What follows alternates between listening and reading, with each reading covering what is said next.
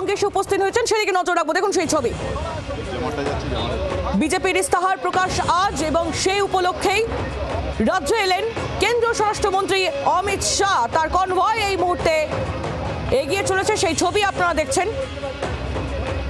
কেন্দ্রীয় স্বরাষ্ট্রমন্ত্রী অমিত শাহ তিনি কলকাতায় এসে উপস্থিত হয়েছেন, আর কিছুক্ষণের মধ্যেই বিজেপির ইস্তেহার প্রকাশ, সেই অনুষ্ঠানে কেন্দ্রীয় স্বরাষ্ট্রমন্ত্রী তিনি নিজে থাকবেন, তিনি ইস্তেহার প্রকাশ করবেন, এবং সেই উপলক্ষেই রাজ্যে এলেন কেন্দ্রীয় স্বরাষ্ট্রমন্ত্রী অমিত শাহ। ভোটবঙ্গে আজ বিজেপির ইস্তেহার প্রকাশ, যে ইস্তেহার প্রকাশ করবেন কেন্দ্রীয় স্বরাষ্ট্রমন্ত্রী।